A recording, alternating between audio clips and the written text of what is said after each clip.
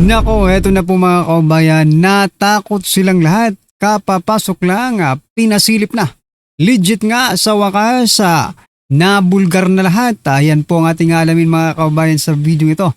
Pero bago po natin simulan yan, palike naman po muna ng video ito. Malaking tulong po yan. At syempre, huwag pong kalimutang mag-subscribe mga kabayan. At eto nga, bago po natin i-play yung video mga kabayan, eto pasadahan po muna natin itong mga nagte-trending na mga balita dito po sa social media. Aba, eto mga kabayan ha. 'Di ba mayroon pong threat? Okay?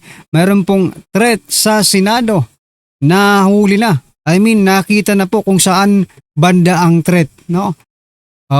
Sa website lang pala may security threat mga kabayan. Ayan ha. Sabi po kasi dito ni Win Gatchalian, this is not be treated as an isolated case. Ayan, no?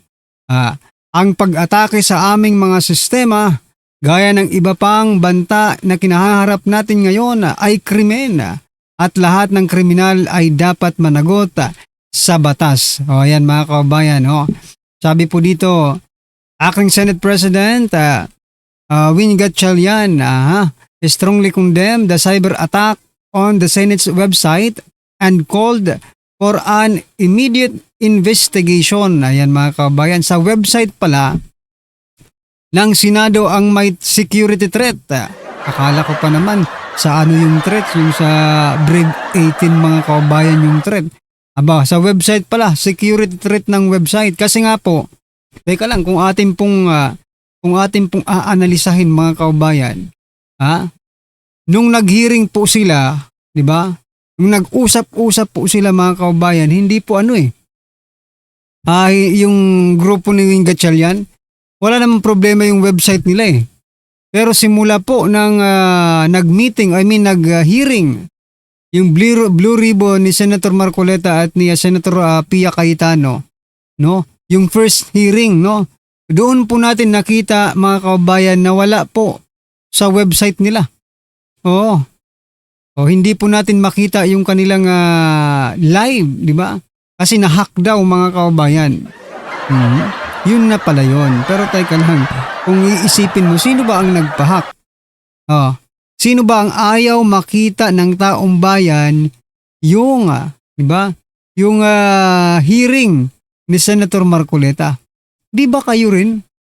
Ayaw nyo ngang matuloy, oo. Ayaw nyo ngang matuloy yung hearing. Diba? Kaya lahat ginagawa ninyo para hindi maisa-publiko yung hearing na yun. Tapos ngayon hahanapin nyo kung sino yung umatake sa website ninyo. Aba, eto na, napapatanong lang tayo mga kabayan kasi alam naman po natin yung sequence, no, ng pangyayari, no? Hindi po yun na-hack before mag-hearing, no, ang Blue Ribbon. Nahack po yun mga kabayang during the hearing of Senator Marcoleta. Doon po nahack ang website kaya hindi na ipalabas, no? Di ba? Makikita nyo yan sa hearing. Sinabi pa nga ni Senator Amy Marcos na teka lang, nahack daw yung website natin. Aba. Di ba? Ngayon tatanungin mo kami. Di ba? Or magpaparinig ka na ito ay matindi to, itong security threat na ito. Pati pa yung 18 Marines, ginawan pa ng istorya mga kabayan. Hay nako.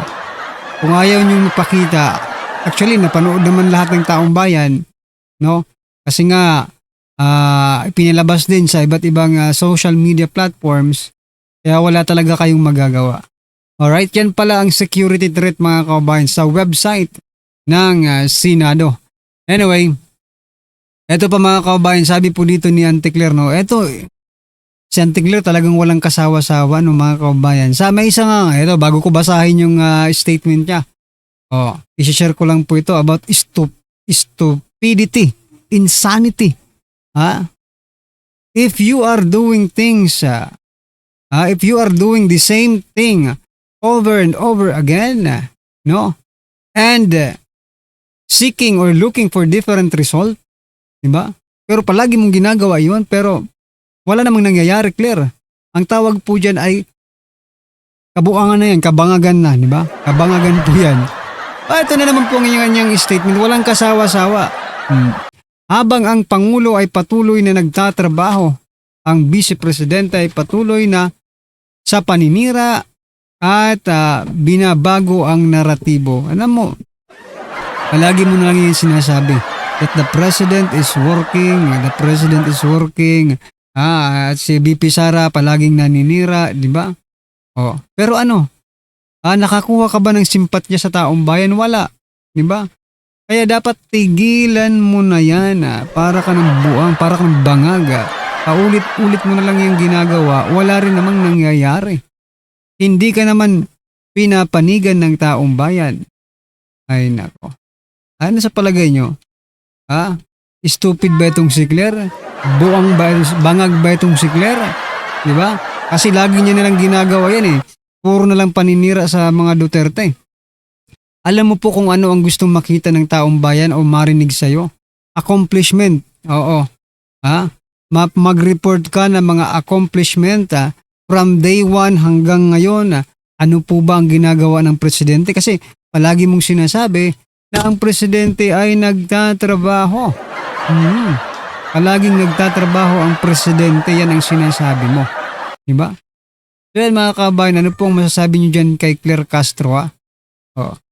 Just comment down below mga karibo natin. At eto, bago po natin i-play yung video, eto po yung House of Representatives mga kababayan.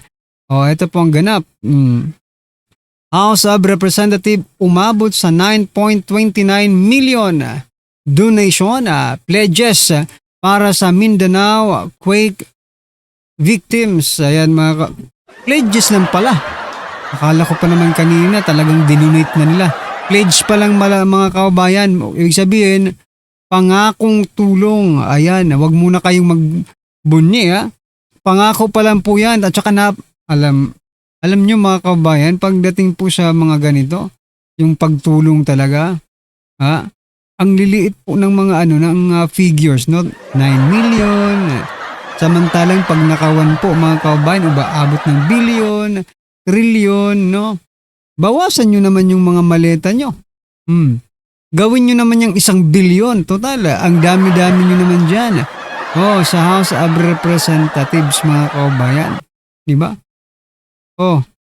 Tapos yung iba, eto narinig, mayroon akong nabasa kanina yung proposed na budget ay umaabot ng bilyones. 21 billion something or 51 billion something mga kababayan. Ang proposed budget, tapos sabi ng ating mga kababayan, yung pang-aayuda yan sa Mindanao. Tapos sabi po ng ating mga kababayan, ang laki-laki naman ng budget na yan. Bilyones, tapos yung iaayuda ninyo, 2 sardinas, 2 kilong bigas, diba? Kulang pa, hindi pa lahat nabibigyan, tapos ang laki-laki ng budget. Yan po ang mahirap pag puro ayuda po mga kababayan. Pero ngayon talagang kailangan po ng ayuda ng Mindanao. Pero what I'm trying to point out, maging makatao naman ang mga hinayupak na ito. Diba? Kung malaki ang budget, ibig sabihin malaki rin ang matatanggap ng taong bayan. Hindi yung malaki ang budget, kakarampot lang ang napupunta sa taong bayan. Diba? Common sense naman po. Lalong-lalo na itong House of Representatives yan, no? Sabi po dyan, 9.29 million donation pledge. Pledge pa lang po yan mga kababayan. Ibig sabihin, pangako. Posibleng hindi matuloy yan. Posibleng mabawasan pa yan. Or posibleng hindi na matuloy yan. Di ba? Yun lang po ang mga posible. Anyway, ano po masasabi nyo dyan mga kababayan? Just comment down below. At eto nga, ito, yung isa pa mga kababayan, ito. So, Risa Hontiveros naman po ay ito. Risa Hontiveros nagpalugaw sa Mindanao. Ayan. Grabe. Lenny, ikaw ba yan? Lenny 2.0, Si Risa Hontiveros. Ayan, Ano po ang masasabi nyo dyan sa lugaw? Masarap ba? Risa Hontiveros nagpalugaw sa Mindanao. Ito po ang sabi ng ating mga kababayan patungkol dyan.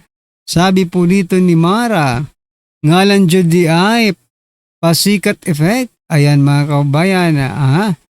Sabi po dito ni Sam Carino, 500 million para sa walang kwentang museum kuno ng asawa niya.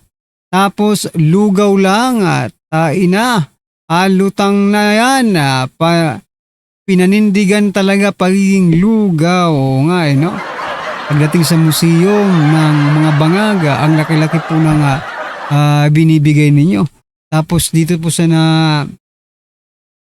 nalindulan mga kaubayan palugaw lang, aray ko po mga kaubayan. Anyway, sabi po dito ni Hubilia Manuel, hot meal na pala tawag lugaw na may itlog, yan lang ba kaya mo gawin? Laki ng ninakaw mo sa PhilHealth, ilang milyon, walang kahirap-hirap. Ayan mga kaubayan, no?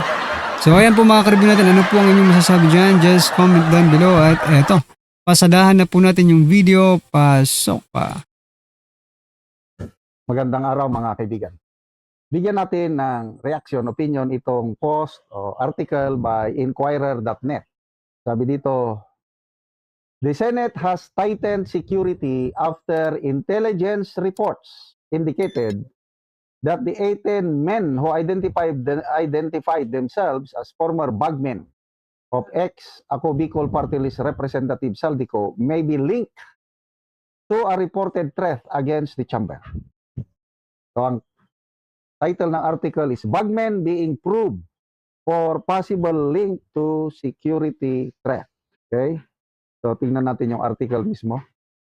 Wala naman. So baka hindi nila papasukin ang Brave 18 dahil sila daw ang manggugulo. Anong oras ba ang BRC hearing? 10:37. Baka anytime magsisimula na. Wala pa akong na-monitor na update doon sa BRC hearing ngayon ni Senator Marcoleta kung matutuloy ba o hindi. So, ayan. Pinaghihinilaan ang Brave 18 natin na manggugulo. Intelligence report. Saan galing ang intelligence report? Sa NBI. Ang galing ng NBI ano? National Bureau of Intelligence. Yan ang bagong meaning, National Bureau of Intelligence. Salamat na lang at nagsalita sa post ni Senator Amy kagabi. Nabasa ko.